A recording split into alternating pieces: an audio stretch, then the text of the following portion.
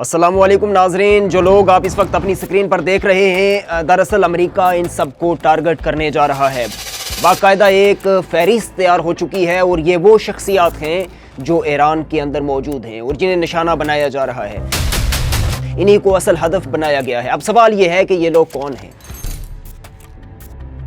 انہیں ٹارگٹ کرنے کے پیچھے کیا معاملہ ہے اور اس کے بعد امریکہ کے ساتھ کیا ہونے والا ہے۔ ذرا پوری بات سمجھ لیجئے کہ آخر ان لوگوں کو کیوں نشانہ بنایا جا رہا ہے۔ سب سے پہلے یہ سمجھ لیجئے کہ ان میں جو سب سے بڑی قیادت ہے وہ ہے آیت اللہ علی خامنائی۔ وہ ان سب کو جانتے ہیں، یعنی 85 سالہ بزرگ اور ایئر فورس سمیت تمام تر طاقت ان کے ہاتھ میں ہے، وہی اصل لیڈر بھی ہیں اور انہیں بھی ٹارگٹ کرنے کا ارادہ موجود ہے۔ اس کے بعد دوسری عام شخصیت ناظرین، جس کا نام ہے محمد پاکپور۔ یہ وہ شخص ہیں جن کے حالیہ بیان نے امریکہ اور اسرائیل کو ہلا کر رکھ دیا ہے۔ انہوں نے کہا ہے کہ ہماری انگلیاں ٹریگر پر ہیں، میزائلوں کے بٹن پر ہیں، جیسے ہی امریکہ حملہ کرے گا ہمارے میزائل اور ہماری تمام طاقت امریکہ اور اسرائیل کے خلاف حرکت میں آ جائے گی۔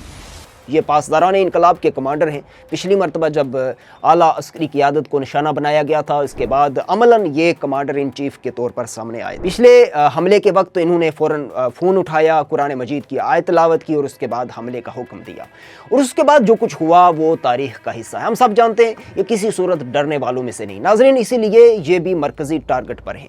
اور اس کے بعد تیسری شخصیت اسماعیل قانی، ان کے بارے میں بڑی باتیں کی جاتی ہیں اور آپ جانتے ہیں کہ اسرائیل نے الزام لگایا تھا کہ یہ دراصل غدار ہیں اور انہوں نے مخبری کی ہے جس کی وجہ سے کارروائی ممکن ہوئی ہے، لیکن حقیقت یہ ہے کہ اسرائیل اکثر ڈس انفارمیشن پھیلاتا ہے۔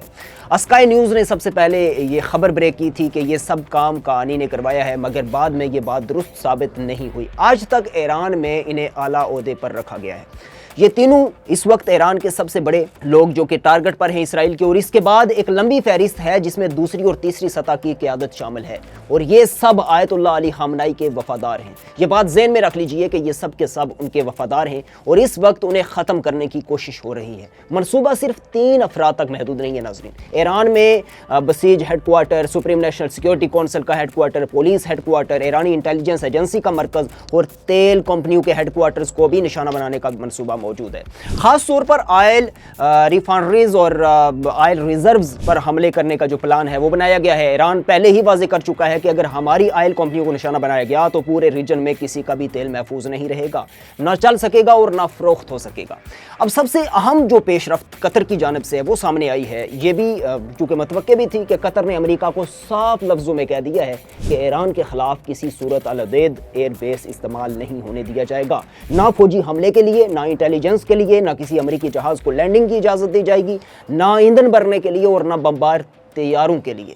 یعنی قطر نے ایران سے بھی بات کی ہے اور ضمانت دی ہے کہ جو اس کی سرزمین ہے وہ ایران کے خلاف استعمال نہیں ہوگی، بشرطے کہ ایران بھی قطر پر حملہ نہ کرے۔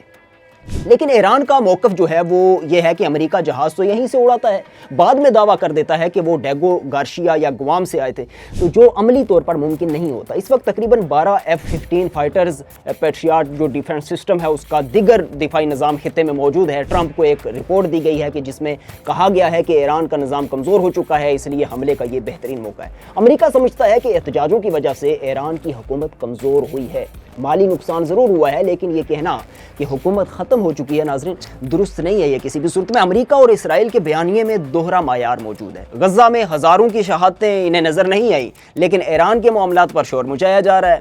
عام بات یہ ہے کہ پچھلی جنگ میں ایران نے اپنی نیوی استعمال نہیں کی تھی، جبکہ امریکی نیوی سب سے کمزور شاخ سمجھی جاتی ہے۔ اسی لیے ابراہم لنکن جیسے بحری بیڑے لائے جا رہے ہیں جن کی قیمت $20 ارب ہے۔ ٹرمپ ایک طرف بحری بیڑے بھیج رہا ہے اور دوسری طرف مذاکرات کی بات کر رہا ہے۔ مطلب یہ 3 شرائط رکھ دی گئی ہیں ٹرمپ کی جانب سے کہ ایران مکمل طور پر نیوکلیئر پروگرام ختم کر دے، میزائلوں کی رینج محدود کرے، کسی پراکسی کو سپورٹ نہ کرے۔ ایران ان تینوں شرائط کو مکمل طور پر مسترد کر چکا ہے اور ایران نے اپنے بحری جہاز، انٹیلی شپ، میزائل، ڈرونز اور دیگر دفاعی نظام تعینات کرنا شروع کر دیے۔ اگرچہ ایران 1979 کے بعد کمزور مرحلے سے گزرا ہے، مگر اب اس نے اندرونی صورتحال پر کافی حد تک قابو پا لیا ہے اور انٹرنیٹ چونکہ بند ہے، معیشت متاثر ہوئی ہے، مگر حکومت و دستور قائم ہے ناظرین۔ ایران جانتا ہے کہ دنیا میں سب پر بھروسہ کیا جا سکتا ہے، لیکن امریکہ اور اسرائیل پر ہرگز بھروسہ نہیں کیا جا سکتا، اور خاص طور پر ڈونلڈ ٹرمپ پر تو بالکل نہیں۔ قطر کا موقف اختیار کرنا ایک بہت بڑی بات ہے، کیونکہ وہ ممالک جو امریکہ کو اڈے دیتے ہیں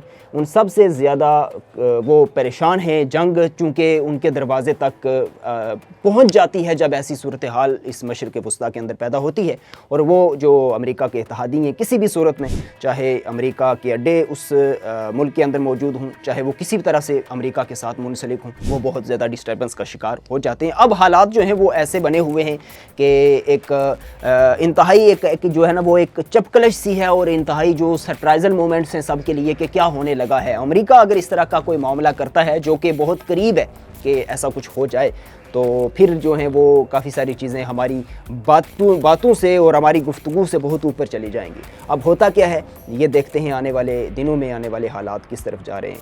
آپ کی کیا رائے اس حوالے سے ضرور ہمارے ساتھ شیئر کیجئے گا۔ اپنے میزبان ذیشان سلیم کو دیجیے اجازت۔ اللہ حافظ، اللہ نگہبان۔